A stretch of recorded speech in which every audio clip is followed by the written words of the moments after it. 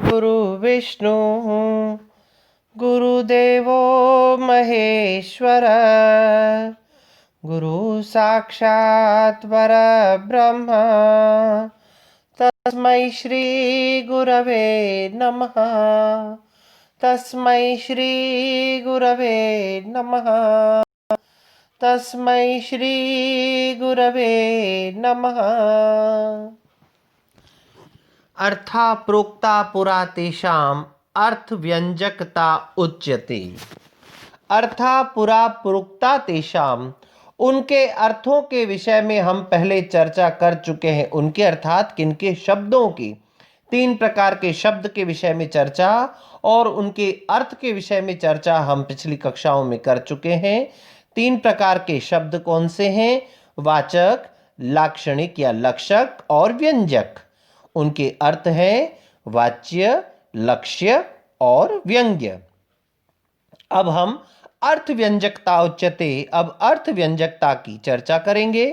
अर्थ व्यंजकता से तात्पर्य, पिछली कक्षा में हम शाब्दी व्यंजना को उदाहरण सहित पढ़ चुके हैं।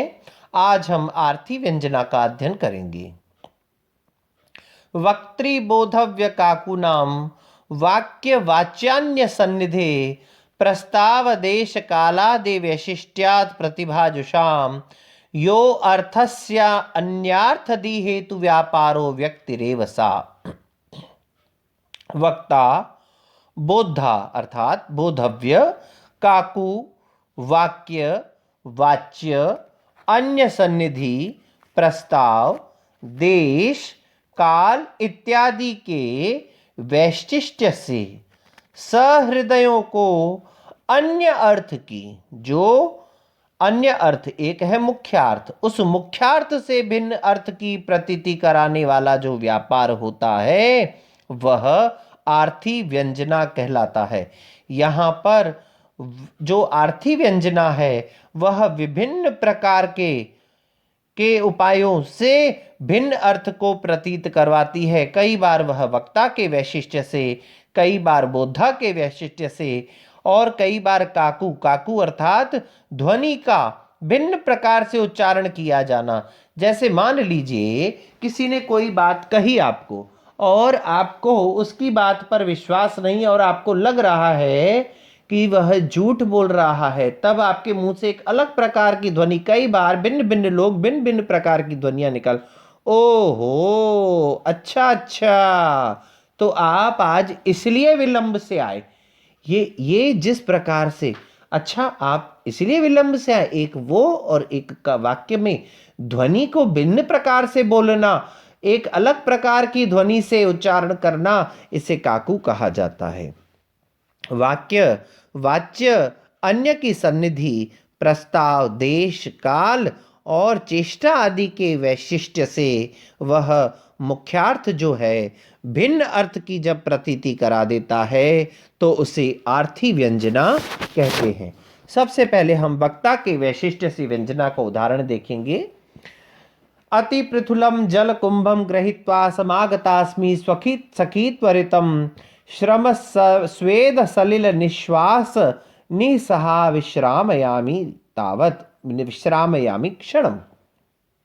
यहाँ एक सखी है, वह जल भरने के लिए, 2 सखियां हैं, जल भरने के लिए जाती हैं और एक सखी जल भरने के बहाने से अपने उपनायक से मिलकर के आती है। जब वह आती है तो वहाँ सूरत के व्यापार के चिन्ह स्वरूप पसीना आदि को छिपाने की दृष्टि से उस सखी से, अपनी दूसरी सखी से उसका निवारण, उस चौर्य को छिपाने की दृष्टि से क्या कहती है, हे सखी, मैं बहुत भारी पानी का घड़ा लेकर चली आ रही हूँ और बड़ी जल्दी जल्दी चली आने के कारण से और परिश्रम के कारण मुझे पसीना आ रहा है और मेरी तेज तेज श्वास चल रही है, इसलिए मैं परेशान हो गई हूँ। तुम जल्दी से घर जाओ, मैं थोड़ी देर यहाँ बैठ करके सुस्ताऊंगी, कुछ देर यहाँ विश्रामयामि क्षणम, कुछ क्षण यहाँ विश्राम करूंगी। यहाँ अपने चौर्य को उस प्रकार से, जिस प्रकार से वह जाकर के अपने उपपति से मिलकर के आई है उसको छिपाने का वह प्रयास कर रही है। दूसरा उदाहरण बोद्धव्य की दृष्टि से है। औनिन्द्यं दौर्बल्यं चिन्तालसत्वं सनिश्वसितं मम मंद भागिन्या कृते सखी त्वामपि अहह परिभवति।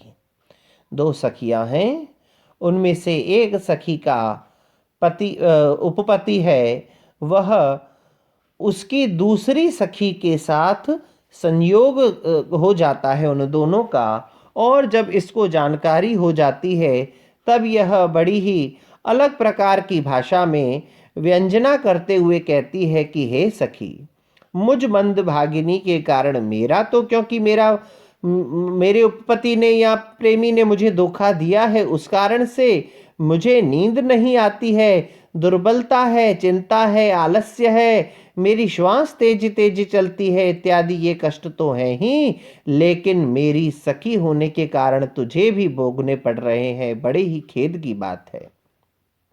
क्या तात्पर्य यहाँ पर उस दूती का, उस दूसरी सखी का, उस नायिका के प्रेमी के साथ भोग का व्यंग्य है। अर्थात तुम मेरी सखी होने के कारण से नहीं, या जब उसके साथ में तुम मित्रता करके आई हो, इसीलिए तुम्हें यह सब कुछ भोगना पड़ रहा है।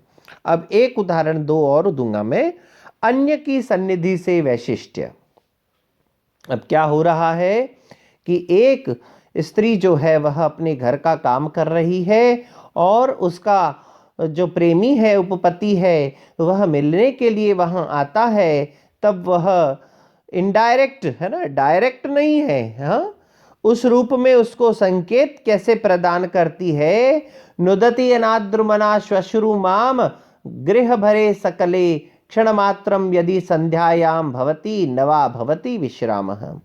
वो क्या कहती है कि हे निर्दयी, मेरी निर्दयी सास जो है घर के सारे काम मुझसे ही करवाती है, इसलिए कभी कभी मुझे सायंकाल के समय थोड़ा सा विश्राम मिल जाता है, और कभी कभी समय मिले तो सायंकाल में मिले, नहीं तो कभी वह भी समय नहीं मिलता है। गुरुजनों की सन्निधि के कारण से वह जो नायिका है वह अपने नायक को सायंकाल के समय आने को सूचित कर रही है। फिर आता है प्रस्ताव के वैशिष्ट्य से व्यंजना किस प्रकार से आती है उसको देखेंगे हम। श्रूयते समागमिष्यति तव प्रिये अद्य प्रहर मात्रेण एवमेव न किमिति तिष्ठति तत् सखी सज्जय करणीयम। कहते हैं कि हे सखी, सुनते हैं कि आज तुम्हारे प्रियतम जो है वो एक प्रहर के भीतर भीतर तुम्हारे समीप आ जाएंगे। दो सखियां आपस में बात कर रही हैं, तब वो कह रही है कि आज तुम्हारे प्रीतम जो है वो एक भीतर के आ जाएंगे, तो तुम ऐसे ही क्यों बैठी हुई हो, तुम उनके पास जाने योग्य कार्यों की तैयारी करो। उपपति के पास जाने के लिए उद्यत किसी स्त्री को उसकी सखी मना कर रही है कि तुम जो यह अपने पति के आने की स्थिति में भी अपने उपपति से मिलने जाना चाहती हो, यह उचित नहीं है। यहाँ पर यह व्यंजना आ रही है। तीसरा है देश के वैशिष्ट्य से, अन्यत्र यूयम कुसुमावचयम यम कुरुध्वम अत्रास्मि करोमि सख्यः नाहम ही दूरम भ्रमितुम समर्था प्रसीदतायम रचितो अंजलिर्वह। कुछ सखियां पुष्पों का चयन करने के लिए जंगल में जाती हैं। उन सखियों में से एक सखी का प्रेमी वहां अचानक से दूर से उसको दिख जाता है, तब वह उस अपने प्रेमी से मिलना चाहती है और अपनी सखियों को कहती है, व्याज पूर्वक कहती है कि आज मेरा स्वास्थ्य ठीक नहीं है, मैं दूर चलने में समर्थ नहीं हूँ, इसीलिए हे सखियों, तुम कहीं और थोड़ा सा यहाँ से दूर जाकर के पुष्पों को तोड़ लो, मैं तुम्हारे हाथ जोड़ती हूँ, तुम मुझ पर कृपा करो, यानी यह स्थान रिक्त कर दो। जब तुम या उसके मन में क्या भाव है, वह प्रचंड कामुक को यहाँ भेजने की दृष्टि से अपनी विश्वस्त सखी को कह रही है कि तुम लोग यहाँ से चली जाओगी तो मेरा प्रेमी मुझसे यहाँ आकर के मिल लेगा। और काल के वैशिष्ट्य से एक और उदाहरण मुझे ध्यान आ रहा है, अब उस पर हम चर्चा करते हैं। गुरुजन परवश प्रिय किम भणामि तव मंद भागिनी अहकम अद्य प्रवास व्रजसी व्रज स्वयमेव श्रोष्यसि करणीयम। गुरुजनों के परवश हे प्रिय आप गुरुजनों के अपने से बड़ों के अधीन है। मैं मंदभागिनी आपको क्या कह सकती हूँ। वस्तुतः आप ना तो आप जाना चाहते हैं न मैं आपको बेचना चाहती हूँ, किंतु माता पिता और गुरुजनों की आज्ञा के कारण से आज यदि आप इस समय जा रहे हैं, अर्थात वसंत काल के समय अगर जा रहे हैं, तो आगे क्या करना चाहिए यह बात आपको स्वयं ज्ञात हो जाएगी कि आप जब मुझे ऐसी ऋतु में, वसंत ऋतु में छोड़ करके जा रहे हैं तो मेरा जीवन शेष नहीं रहेगा। और जब यह बात तुम्हें मेरे मृत्यु की सुनने को मिल जाए, फिर तुम्हें क्या करना है यह तुम जानो और तुम्हारा काम जाने। यहाँ पर वसंत काल के वैशिष्ट्य से व्यंजना का उदाहरण है। इस प्रकार से कुछ उदाहरणों से हमने देखा कि वक्ता, बोधा, काकू, वाक्य, वाच्य, अन्य सन्निधि, प्रस्ताव, देश, काल और चेष्टा इत्यादि के वैशिष्ट्य से विभिन्न प्रकार के मुख्यार्थ जो हैं वो अन्य अर्थ में स्थिर हो जाते हैं, तो वहाँ पर आर्थी व्यंजना हो जाती है। और आगे फिर ये कहा गया है, शब्द प्रमाण वेद्यो अर्थो व्यक्नक्ति अर्थांतरम यतः अर्थस्य व्यंजकत्वे तत्शब्दस्य सहकारिता। क्योंकि शब्द प्रमाण से गम्य अर्थ ही अन्य अर्थ को व्यक्त करता है। शब्द के द्वारा पहले अर्थ आएगा, तभी वह अर्थ अन्य अर्थ को प्रकट करता है। इसके लिए अर्थ की व्यंजकता में शब्द की भी सहकारिता होती है। जैसे हमने शाब्दी व्यंजना में देखा, शाब्दी व्यंजना में शब्द तो प्रमाणित होता ही है, शब्द की तो आवश्यकता होती है। तो ऐसा नहीं है कि आर्थी व्यंजना में केवल अर्थ की प्रधानता हो, शब्द गौण हो जाए। यहाँ पर भी शब्द के द्वारा ही अर्थ की प्रधानता, अर्थ प्रकट होता है और उसी अर्थ से ही अन्य अर्थ में व्यंजना स्पष्ट हो पाती है। आज हमने इस प्रकार से आर्थी व्यंजना का अध्ययन किया।